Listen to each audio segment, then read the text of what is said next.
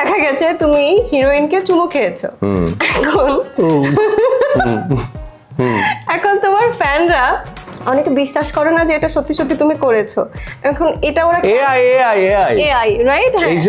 এইসব কনস্পিরেসিতে বিশ্বাস করবেন না। এআই কেন মনে করে যে তুমি এরকম অনস্ক্রিন কিছু করতে পারো না? কেন?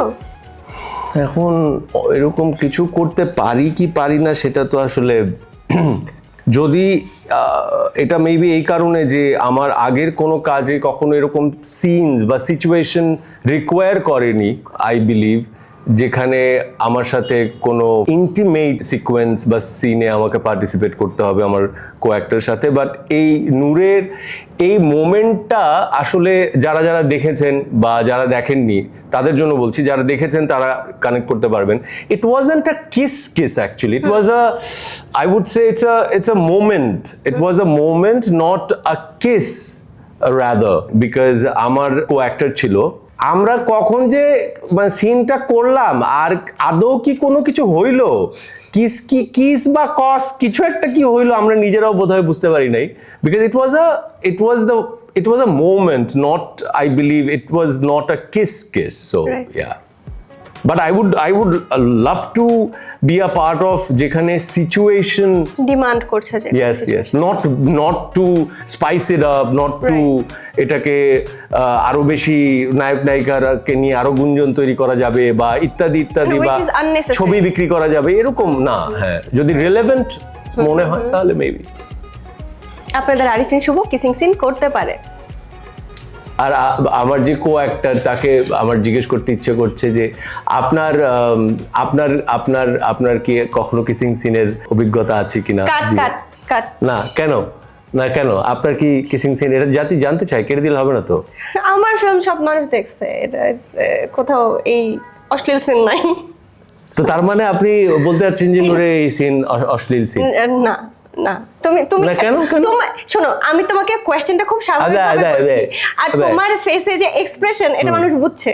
তোমার mind, there is something else in your mind. না, there is nothing in my mind. I'm just trying to know যে what was your experience doing this confusing kissing scene with your co-actor? It was confusing enough. আর হ্যাঁ, না এরকম যে তুমি যেটা বলেছো যে কখন হয়ে গেল আর এটাতে রিটেক লাগে না, আমি আরেকটু বেশিক্ষণ করতে চাচ্ছিলে এরকম কোনো কিছু না। আমি বলি না, এটা এই যে প্রডিউসার বলে দিয়েছি জিজ্ঞেস করার জন্য।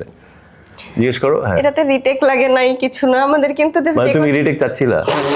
দর্শক মণ্ডলী, এইটা এখন ভাইরালের দিকে যাবে যে এই দৃশ্য রিটেক চেয়েছিলেন ঐশী। জীবনেও না, তো তোমার চেহারা দেখে মনে তুমি অনেক কষ্ট পাইছো যে এটা কেন রিটেক হয় নাই।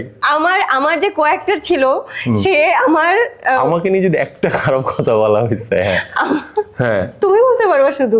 আচ্ছা, আমার যে কো-অ্যাক্টর ছিল তো সে যথেষ্ট দয়ালু মাঝে মধ্যে। তো কিছু কিছু মানে সে এই সিনটার আগে আমি একটু আমার মুখ দেখে উনি হয়তো আমার সিচুয়েশন বুঝতে পারছিলেন যে আমি একটু নার্ভাস বা একটু টেনশনে আছি যে জিনিসটা দেখতে কেমন লাগবে।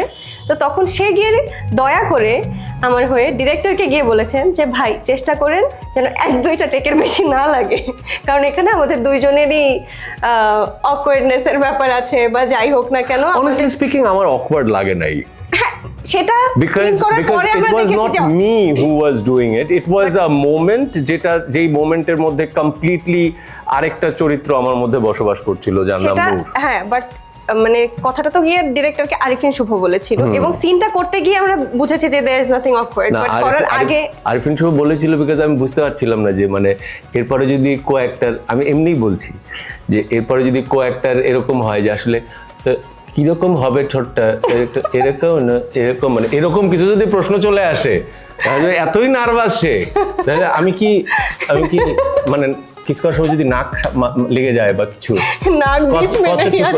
কতটুকু কি করবো এরকম, এই কারণে